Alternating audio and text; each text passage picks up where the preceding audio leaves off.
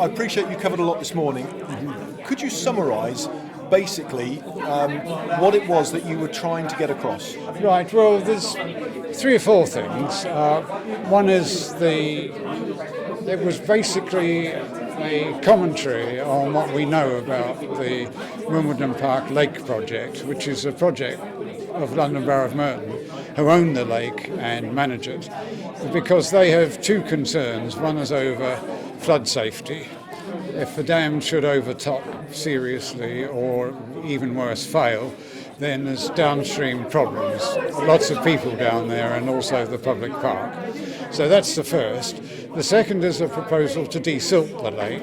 It's 250 years since it was created by Capability Brown, and in that time it's lost half of its depth. So there's been a very slow accumulation of silt over that time, and that of course is continuing.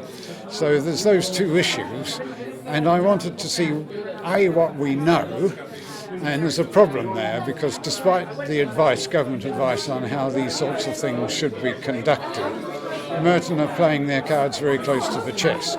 So we only know some things because we've forced them out of Merton rather than because they've published them willingly.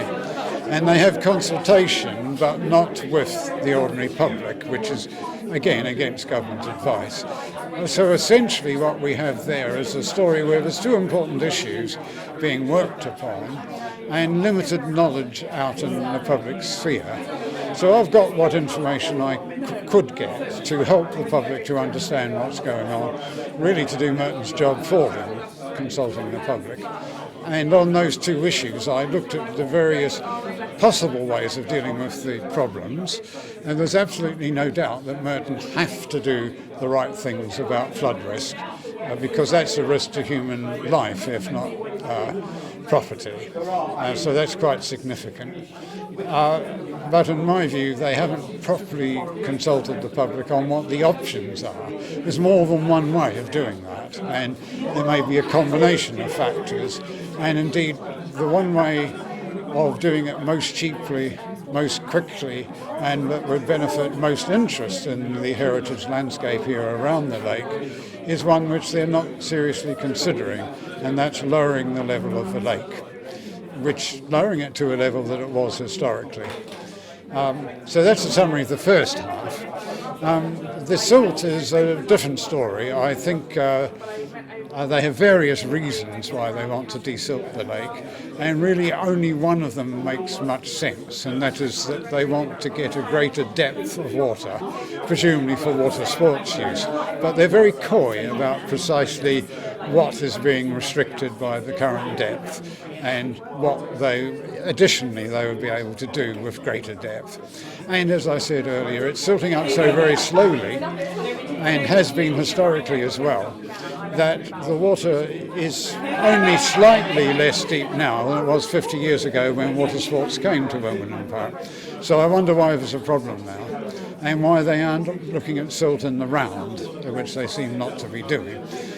And the worst proposal that they have, and they're forced into it probably for financial reasons, is to deepen part of the lake and use it to convert the rest of the lake into dry land. That would destroy the historic shape of the lake, Capabilities Brown's design from 250 years ago. It would also compromise the flood risk issue because you'd have less storage in the lake. So it's a really seriously bad way of doing it. And there's nothing up front from Merton as to why this greater depth is needed. You ask them what about water sports or what other reasons they have for wanting greater depth of water, and you get a 2-sentence reply. And so the conversation's not going on. We have to speculate on what the reasons are, and we have to wonder why the public are not being given the options and given the reasons. We're treated as if we're all ignorant, and we're going to react to campaign against any change. And so what instead you've got is rumour and all sorts of stories circulating and very, very little good published information. So we're a bit in the dark. And on the silt issue, I feel we need do nothing. If we do nothing, the water sports people will be slightly worse off. But there are other ways of dealing with this, with the silt accumulation, and the lake has always been shallow. Okay, so what would you hope that today's meeting might achieve? Well, I hope it might get the different parties around the table. In terms of my issue, there are other people talking today about other things, but all of them about a landscape here, which is a valuable remnant with multiple use and with 3 different owners. And we need them to be talking together. And we also need the public to be in there, because there's a big public for this area.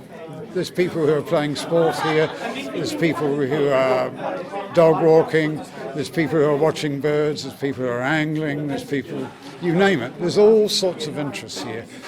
And these people should be around the table. But what we have instead is that we're each in our different silo, and the public is not being brought in properly. The public can organise themselves, and there's a lot of expertise among the public. And there'll be prejudice and silliness as well, but it's not confined to the public.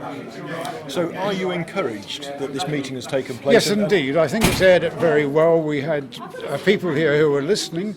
They weren't all talking, but they've taken the message away. And let's hope there'll be better things done in future than have been done in the past. My optimum would be to see sensible things done on the silt. We can stop the accumulation virtually to zero with a small investment. And I don't think the water sports will be seriously curtailed. When it comes to flood risk, it's probably a combination of things which need doing, and we need to know what is the cost benefit of all of this. We need an explicit cost benefit, and where human lives are at risk, there's a significant cost to be considered, and a benefit if you avoid it. And this must be done, and that cost benefit should be out there. It shouldn't be behind closed doors because somebody's already decided which way it should go. It should be out there and discussed. If we have options, let's have them up front. Okay, just finally, so as a local resident, how does it make you feel to know that you have part of Capability Brown's heritage here in your local area? Well, in fact, when I first heard about it, it was a tremendous surprise. I've been researching it. I've even written a little book on it since then, but it was not my field. And I've been researching old maps and old documents and so on.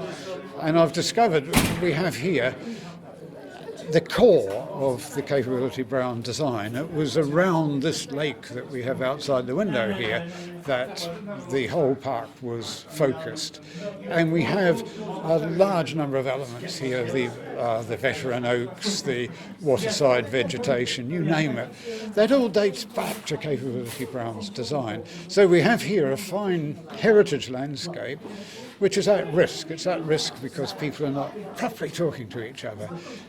But it's great to have, and we still have the best vistas left here. You can stand on the dam, you can look across the lake, across the grass of the golf course with the veteran trees, to St Mary's Wimbledon on the crest of the hill.